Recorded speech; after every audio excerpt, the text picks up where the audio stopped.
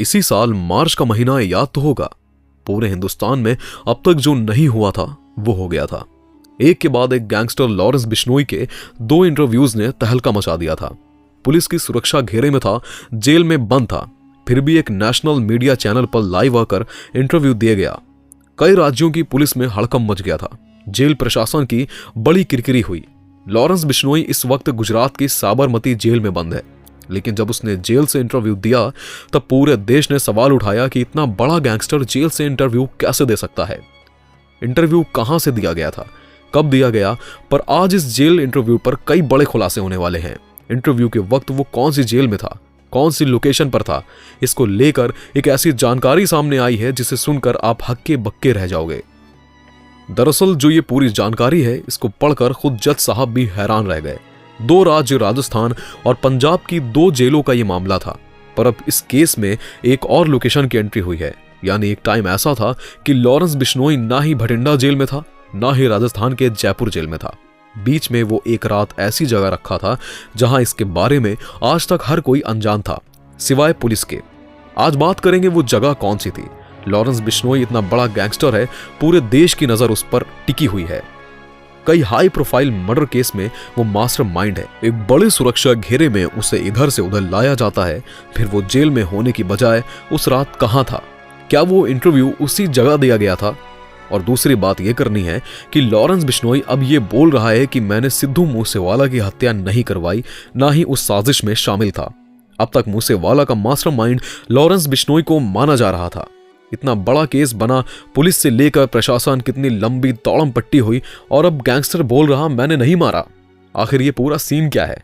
और तीसरी सबसे बड़ी बात यह है कि लॉरेंस बिश्नोई गैंग के सबसे बड़े मेंबर को अब हत्या कर सता रहा है। यही नहीं, इस क्रिमिनल का पूरा परिवार कोर्ट तक पहुंच गया है कि इसे सुरक्षा दी जाए वरना उसे मार देंगे। आखिर वो गैंगस्टर कौन है, चलिए पूरे विस्तार से जानते हैं। केम छो मजामा खबर के मुताबिक 15 फरवरी 2023 को एक मुकदमे में लॉरेंस बिश्नोई को जयपुर जेल लाया जाता है। अब 16 तारीख को उसको कोर्ट में पेशी थी, पर यहां लॉरेंस बिश्नोई के अपराध, उसकी सुरक्षा का थोड़ा ख्याल रखना होता है, क्योंकि लॉरेंस बिश्नोई कोई मामूली गुंडा तो नहीं है। जितना बड़ा उसका नाम है उतने ही उसने दुश्मन पाल रखे हैं। तो जेल से कोर्ट ले जाते वक्त 2 तरह के खतरे बढ़ जाते हैं। एक तो ये कि उसका गैंग पुलिस वैन अटैक करके उसे छुड़ाने की कोशिश करे, क्योंकि आगे भी कई केस में ऐसा हो चुका है। वहीं दूसरा खतरा यह है कोई विरोधी गैंग पुलिस के काफिले पर अटैक करके लॉरेंस को खत्म ना कर दे। इसलिए 15 फरवरी को लॉरेंस को जयपुर जेल लाया गया और 16 फरवरी को वीडियो कॉन्फ्रेंस के जरिए कोर्ट में उसकी पेशी की। यहां सुनवाई खत्म होने के बाद लॉरेंस को 16 दिन की रिमांड पर भेज दिया जाता है। फिर रिमांड पूरी होते ही 3 मार्च को दोबारा जयपुर जेल भेज दिया जाता है। फिर 3 मार्च से 6 मार्च यानी 3 दिन तक वो जयपुर जेल में ही रहा। अब सुनो, मामा लॉरेंस को पंजाब की भटिंडा जेल से जयपुर लाया गया। अब उसकी रिमांड पूरी हो चुकी थी, तो वापस भटिंडा जेल भेजना था। 12 तारीख के 7 मार्च लॉरेंस बिश्नोई को भारी सुरक्षा में जयपुर जेल से भटिंडा जेल लाया जाता है। पर यहां भटिंडा जेल के जेलर कहते हैं हम लॉरेंस को इस जेल में नहीं रख सकते। क्यों नहीं रख सकते? क्योंकि प्रोडक्शन वारंट के जो कागजात थे उसमें खामी थी, और इसीलिए उस रात लॉरेंस को भटिंडा जेल में नहीं रखा गया। बस यही वो खामी थी जिसकी वजह से इंडिया का सबसे बड़ा गैंगस्टर देश के किसी भी जेल में ना रहकर कहीं और था। आगे बात करेंगे ना वो खामी क्या थी और लॉरेंस बिश्नोई उस रात कहां था और इंटरव्यू कहां से हुआ। पर इससे पहले यह जानना बेहद जरूरी बन जाता है कि जयपुर और भटिंडा जेल आपस में क्यों लड़ रहे हैं। देखो, वो इंडियाज बिगेस्ट क्रिमिनल है। लॉरेंस बिश्नोई एक जेल से उसका इंटरव्यू आता है, वो भी एक जाने माने नेशनल मीडिया पर। एक नहीं 2 इंटरव्यू, जेल से इंटरव्यू दिया गया। कोई नॉर्मल बात नहीं थी, तो जेल की बड़ी बेइज्जती हुई। ये बता दे, भटिंडा जेल प्रशासन कहता है ये इंटरव्यू हमारे यहां से नहीं किया गया। दूसरी तरफ जयपुर जेल प्रशासन का भी यही कहना है। दोनों जेल आमने सामने आ चुकी हैं, यानी दोनों में से कोई भी ये मानने को तैयार नहीं है कि इंटरव्यू यहां से हुआ। तब खुद कोर्ट को इस केस में कूदना पड़ा। पंजाब हरियाणा हाई कोर्ट में दोनों जेल प्रशासन की लंका लगा दी, क्योंकि कोर्ट की नजर में वो जेल ही आरोपी है जिसके अंदर से रहकर गैंगस्टर ने बड़े आराम से 2 इंटरव्यू दे दिए। अब कोर्ट मामले की जड़ तक पहुंचना चाहती थी, तो इस पूरे मामले से पर्दा उठाने कोर्ट ने SIT का गठन कर दिया। फिर SIT की टीम जांच पर जुट गई। दोनों जेल में जांच चल रही थी। तब हाल ही में 12 दिसंबर को ADGP ने पंजाब के मुख्य सचिव को एक रिपोर्ट सौंपी, जो एक सील बंद लिफाफा था, वही लिफाफा कोर्ट तक पहुंचा। इस रिपोर्ट में पंजाब की भटिंडा जेल की ओर से यह दलील रखी गई थी कि हमारी जेल में जैमर लगे हैं और इतने हाई लेवल जैमर लगे हैं कि जेल के इस हाई सिक्योरिटी बोर्ड के इर्द गिर्द ना कोई फोन चलता है और ना ही कोई इंटरव्यू दे सकता है। अगर कोई कैदी ऐसा भी करता है तो हमें तुरंत पता चल जाएगा। साथ ही साथ उस रिपोर्ट में यह भी बताया गया जो इंटरव्यू गैंगस्टर ने दिया है वो हरियाणा और पंजाब की जो सीमा लगती है उससे बाहर किया गया है। यानी पंजाब की भटिंडा जेल का कहना है कि पंजाब की सीमा में दाखिल होने के बाद ये इंटरव्यू नहीं किया गया। उधर जयपुर जेल प्रशासन का भी यही कहना है कि हमने भी हमारी जेल में जांच कराई है। हमारी जेल में 24 घंटे गार्ड पहरा देते हैं और लॉरेंस बिश्नोई एक हार्ड गुड क्रिमिनल है, भला उस पर तो सख्त पहरा रहता है। तो ऐसा कैसे हो सकता है कि एक गैंगस्टर जेल के अंदर से एक घंटे तक इंटरव्यू देता रहे और हमारे गार्ड की नजर में ना आए? ऐसा हो ही नहीं सकता।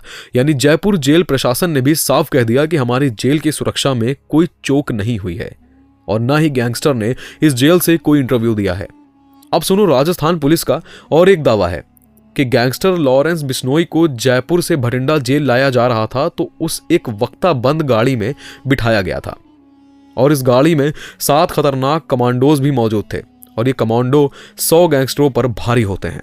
और हमने ये सख्त हिदायत दी हुई थी कि जयपुर जेल से भटिंडा जेल तक पहुंचने में 10 घंटे का सफर है और आप इस 10 घंटे के सफर में कहीं पर भी ब्रेक पर पैर तक नहीं रखोगे। यानी जयपुर से निकला काफिला सीधे भटिंडा जेल जाकर रुका था और ये बात भी सही है कि कहीं पर बीच में ये काफिला 1 सेकंड के लिए भी नहीं रुका था। यानी ये तो साफ हो गया कि इस 10 घंटे के सफर में कहीं पर भी इंटरव्यू नहीं हुआ था। लेकिन मामा, यहां एक चूक हो गई। राजस्थान पुलिस की ओर से चूक हुई कि गैंगस्टर लॉरेंस बिश्नोई को जयपुर से भटिंडा जेल छोड़ने का जो कोर्ट ऑर्डर मिला था उसमें यह नहीं लिखा था कि भटिंडा जेल में लॉरेंस बिश्नोई को पहुंचना है। अगर जयपुर पुलिस इस ऑर्डर को पहले ही पढ़ लेती तो दोबारा कोर्ट से ऑर्डर लेकर उसमें यह बात ऐड करवाई जाती, पर ऐसा नहीं हुआ। ऐसा हुआ ही नहीं। काफिला भटिंडा जेल पहुंच चुका था। यहां भटिंडा जेल के जेलर ने कोर्ट का ये लेटर पढ़ा और फिर देखा कि इसमें तो ये नहीं लिखा है कि इस गैंगस्टर को आप यहां छोड़ने आए हैं। हम इतने बड़े गैंगस्टर को हमारी जेल में नहीं रख सकते, वो भी बिना किसी कोर्ट ऑर्डर के, क्योंकि यह कोई छोटा मोटा गुंडा तो नहीं है। हमारी सुरक्षा का सवाल है। आप इसे वापस ले जाएं और कंप्लेंट ऑर्डर लिखकर आए। अब जयपुर पुलिस के लिए बड़ी चुनौती थी कि इतने बड़े क्रिमिनल को कहां रखे। तब भटिंडा जेल के जेलर से विनती करके लॉरेंस को रखने के लिए एक जगह दी गई। कहां रखा गया मालूम है? तो सुनो, जेल के जो गार्ड होते हैं उनको उठने बैठने के लिए जो कमरा होता है उस कमरे में लॉरेंस बिश्नोई को रखा गया था और यहां कोई जैमर नहीं लगा होता। यहां रहने वाले गार्ड बड़ी आसानी से अपना फोन वगैरह यूज करते हैं। बस यही वो जगह है जिस पर शक की सुई टिकी हुई है।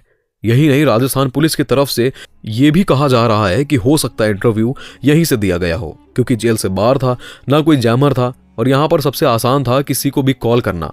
ये पूरी घटना घटी थी 7 मार्च 2023 को। अब यहां ये सवाल उठ रहे हैं कि मान ले कि गार्ड के रूम में इंटरव्यू हुआ भी तो लॉरेंस के पास फोन आया तो आया कैसे? क्या वहां मौजूद कोई गार्ड चंद पैसों के लिए बिक गया था? यह सबसे बड़ा सवाल है और अभी तक किस चीज को लेकर कोई जानकारी सामने नहीं आई। अब सुनो, वो लॉरेंस बिश्नोई ने मूसेवाला के मर्डर पर कैसे हाथ खड़े कर दिए। दरअसल कुछ दिन पहले पंजाब की मानसा कोर्ट में लॉरेंस बिश्नोई, जग्गू भगवानपुरिया समेत सिद्धू मूसेवाला मर्डर केस में शामिल अलग अलग जेलों में बंद 24 आरोपियों की वीडियो कॉन्फ्रेंस के जरिए पेशी हुई थी और इस पेशी के दौरान गैंगस्टर लॉरेंस बिश्नोई और गैंगस्टर जग्गू भगवानपुरिया ने प्रीति सहानी की अदालत में आईपीसी की धारा 229 के तहत एक आवेदन दायर करते हत्या का मामला अपने ऊपर से हटाने की कोशिश करी। इस मामले में आरोप मुक्त करने की मांग की है। लॉरेंस बिश्नोई ने कहा कि सिद्धू मूसेवाला के मर्डर में मेरा कोई लेना देना नहीं है। हत्या के वक्त मैं जेल में था और हत्या की साजिश के बारे में मुझे कुछ भी नहीं पता, क्योंकि उस वक्त वो तिहाड़ जेल में था जहां हाई सिक्योरिटी और जैमर लगे होते हैं, तो वो किसी भी संपर्क में नहीं आ सकता था। हरियाणवी गैंगस्टर लॉरेंस बिश्नोई अब कह रहा है कि सिद्धू मूसेवाला की हत्या मैंने नहीं करवाई। खैर, इस मामले में अब 5 जनवरी को फिर से सुनवाई होगी, तब सारा कुछ सामने आएगा कि कोर्ट ने क्या फैसला सुनाया है। तीसरी बात यह थी कि गैंगस्टर लॉरेंस बिश्नोई गैंग का सबसे बड़ा खिलाड़ी गैंगस्टर संपत्ति नेहरा, जिसका नाम हाल ही में गोगा मोड़ी मर्डर केस में भी उछला था। दरअसल संपत नेहरा के परिवार को अब उसकी हत्या का डर सता रहा है। परिवार को संदेह है कि जब गोगा मेडी मर्डर केस में राजस्थान पुलिस उसे राजस्थान लेकर जाएगी तो वहां उसकी हत्या हो सकती है। ऐसे में संपत नेहरा की पत्नी ने पंजाब एंड हरियाणा हाईकोर्ट में याचिका दायर की है। संपत नेहरा की पत्नी प्रियंका मलिक ने कहा कि करणी सेना प्रमुख सुखदेव सिंह गोगा मेडी की हत्या से मामला गर्म है। ऐसे में पुलिस या दूसरी एजेंसी पूछताछ करने उन्हें वहां लेकर जाती है तो उनकी जान को खतरा हो सकता है, पर हाई कोर्ट ने इस पर तत्काल कोई राहत देने से इनकार कर दिया है। तो मेरे वीरों, ये थी 3 सबसे बड़ी खबर। आपका इस वीडियो के बारे में क्या कहना है कमेंट बॉक्स में जरूर बताएं। चैनल को सब्सक्राइब जरूर कर लें और धन्यवाद। Thank you.